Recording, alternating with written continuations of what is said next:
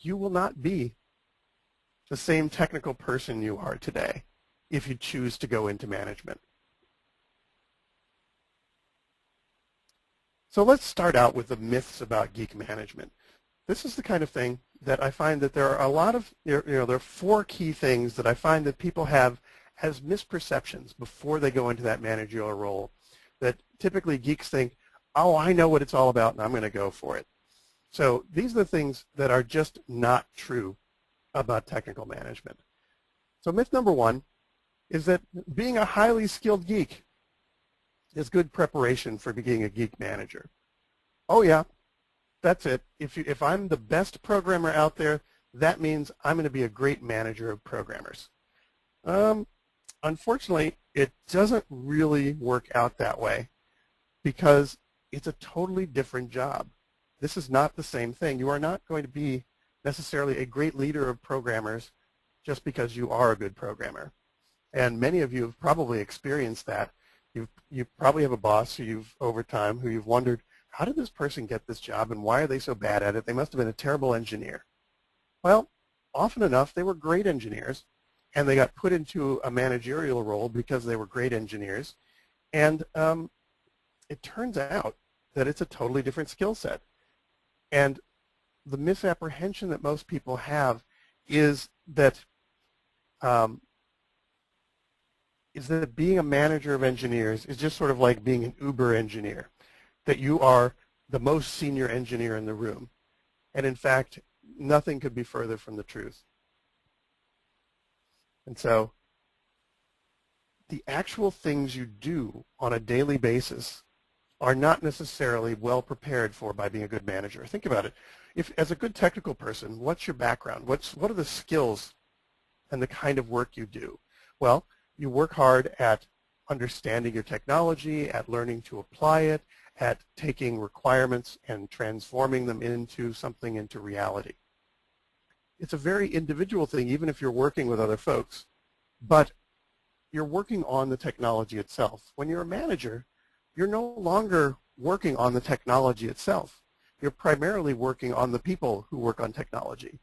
And working on people is an entirely different experience than working on the technology. So, in fact, you have to abandon some of the things that you know in order to become more effective doing the things that, that you now need to be effective at. So it's not good preparation. It's not that it's bad preparation, but it's not the good preparation people assume that it is. Now, myth number 2 is that in order to lead geeks, you have to be an uber geek. You have to be the most knowledgeable, smartest, most effective geek in the room. And unfortunately, not only is that not true, you don't need to know more than the people you manage. The difficult reality is you won't know more than the people you manage. This is what I refer to in the Leading Geeks book as the knowledge inversion.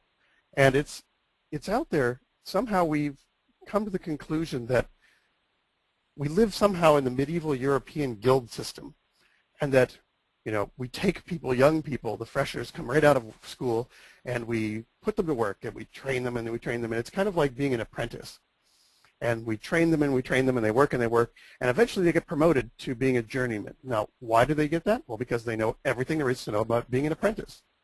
And then we train them, and eventually, if they work out really well, they become a master.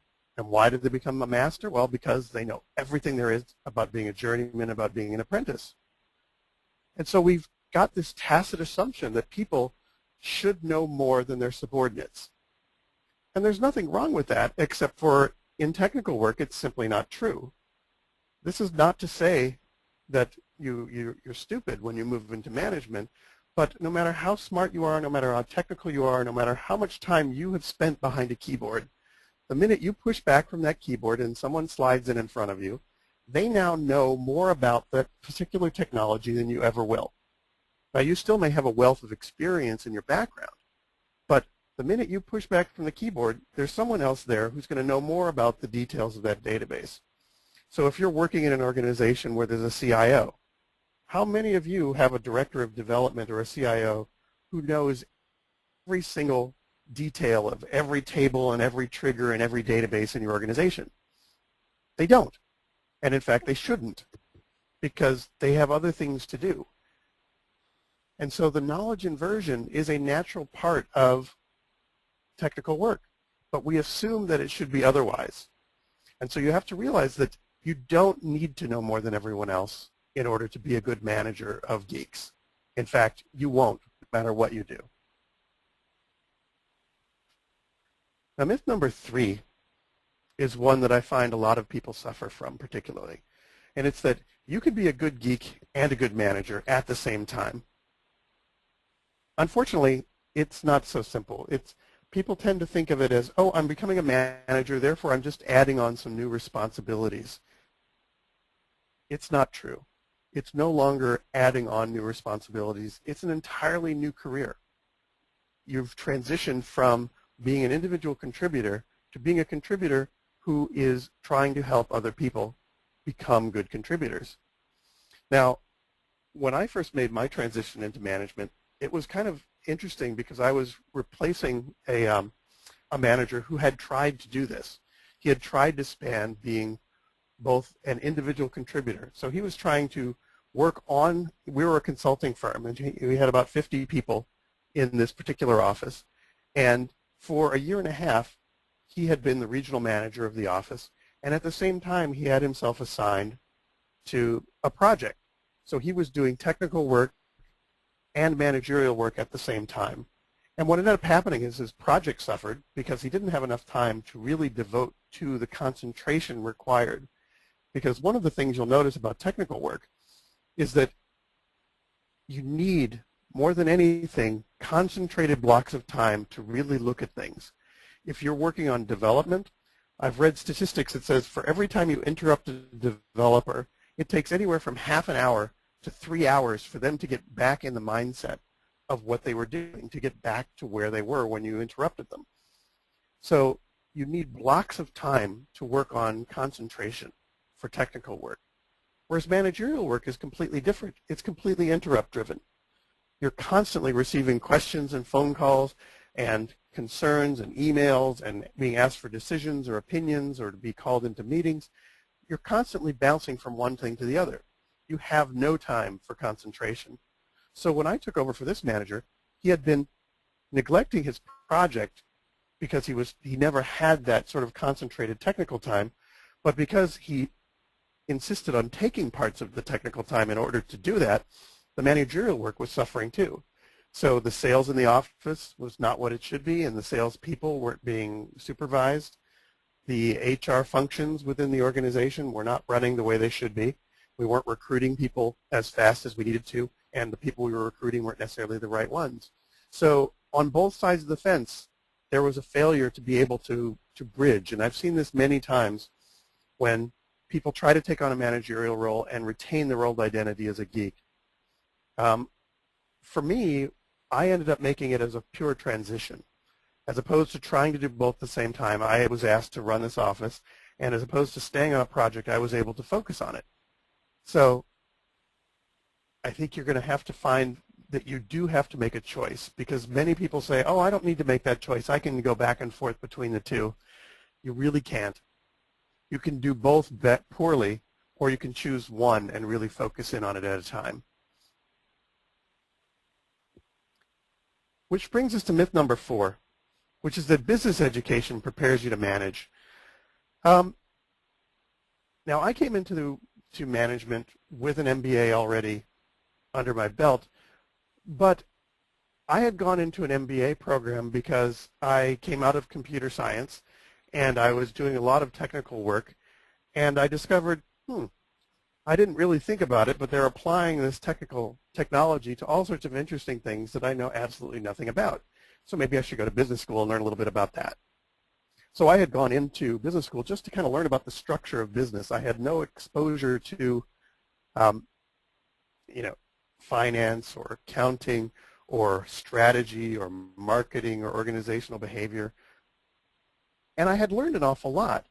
But coming into that, at 26 years old, coming into that managerial role, I thought, oh, I know enough to manage. And it turns out I knew nothing about management. I had an MBA from one of the top schools in the country, but it still didn't matter. I didn't know anything about management. what business education usually focuses on is how to analyze things and how to understand the structure of businesses. You learn about the functions and the organizations. So you learn about, organizational design, you learn about strategy, you learn about finance, and you learn about process and production.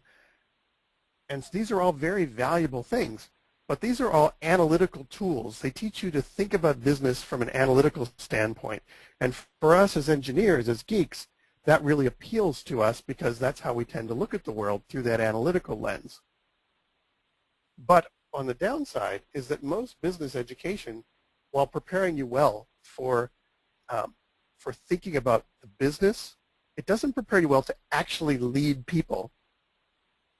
And so you really have to sort of take a step back and realize that what you are getting in business education is background. It's not actual training in management.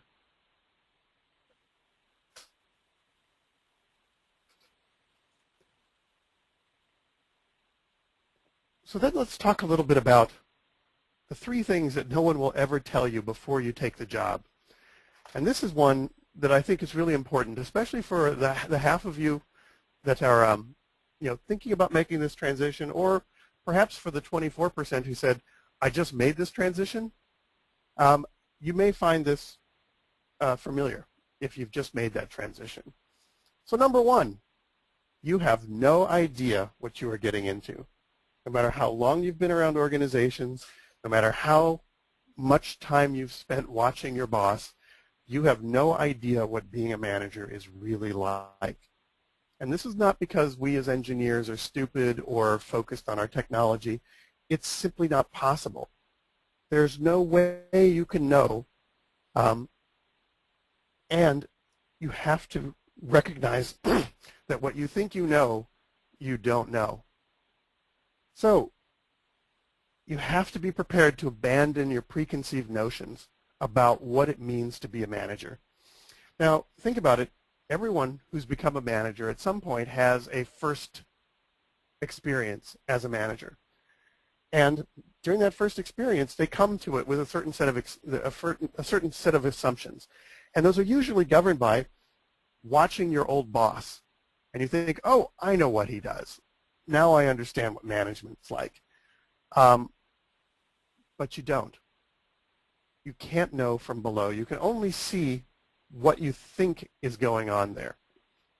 Now, in a lot of respects, management is a lot bigger than most people think it is when they get into it. They think, oh, it's really just about managing downward, because again, the view that they have is, what's it like to be a recipient of management? And so they think, okay, that's what management's all about. Well, no, unfortunately, the job of a manager is much bigger than anything you've seen from below. You are managing up, you're managing your own boss, you're managing sideways, and you're managing peer relationships and relationship with clients and customers. And so you have a lot more complex politics than you probably would realize. It's not just about your subordinates, because usually new managers think mostly about looking downward rather than looking sideways and upwards. And in some respects, it's also less than you think. So it's more, there's more job, but there's also less power. People really tend to come to management thinking, oh, I'm going to have authority, and I'm going to be able to actually tell people what to do, and they're going to do it. The reality is, the higher you go up the chain, to some degree, the more dependent and less power you have. You have the ability to influence people, but you're required, you need other people to do things for you. Managers tend to not do stuff for themselves. So you have, in some respects, actually less power than you do as an engineer when you're actually working on things of your own. All right, so thing number 2, the transition is going to be difficult. And I'll tell you my personal story. When I started telling you a bit about it earlier on, is that I was 26 years old, and I was working on a technical project, and my boss's boss came to me and said, hey, how would you like to run the office, to be the manager of this office? And I said, well, okay. So for a few weeks we talked about it, and then they had a big meeting one night, and there were all 50 people were there, and they announced that I was going to be the new manager of the office. And it was a little bit interesting in that there was a certain amount of discomfort in the room that you could sort of feel because I was young. I was 26. Nobody reporting to me directly was under 40. So they were all looking at me and saying, who is this kid and why are they giving him this job? And my predecessor who was announcing this, he was saying, well, don't worry about this. Paul's going to be fine. And I'm going to be working with him, for the next few months in the transition to make sure that everything is smooth and everything's going to go great. And I thought, okay, that's good. And the next morning, the big meeting was Friday night. Monday morning, I came into the office, and he was waiting for me there. And he said, good morning, welcome back. Congratulations, here's your office. And the transition's over, goodbye. And he walked out of the room. And I did not see him for another month. And I had I just have this visceral memory of going into the office, sitting down at this empty desk, looking at it and thinking, what have I done?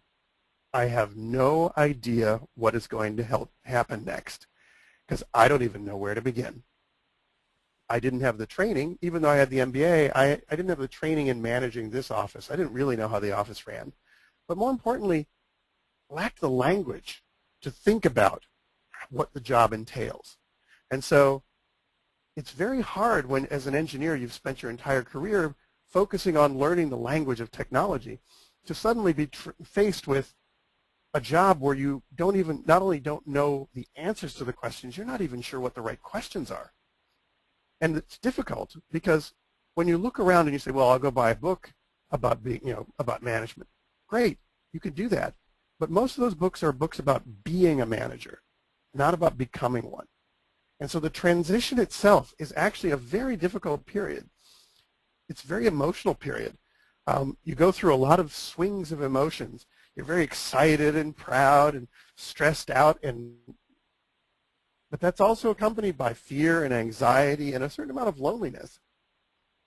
So be prepared for what's a personally tumultuous moment in your life, and it can last a year or two while you adjust to the new identity of being someone who is a manager.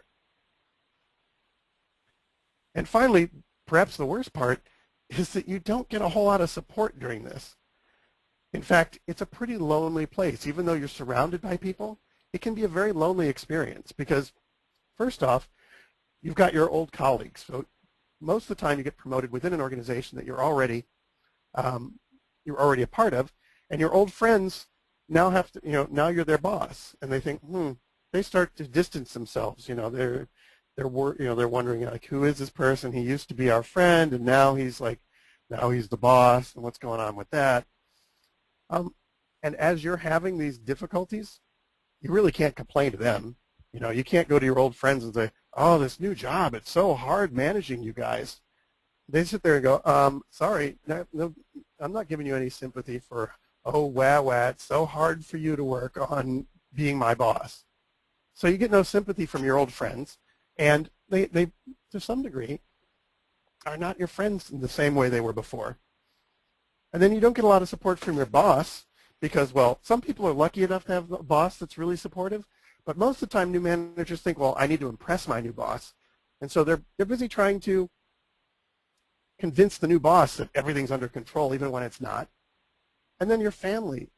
It's very rare. Most people's families don't understand. They're very excited for you, and they know you're going through you've got a big new job and you've got a lot of responsibility.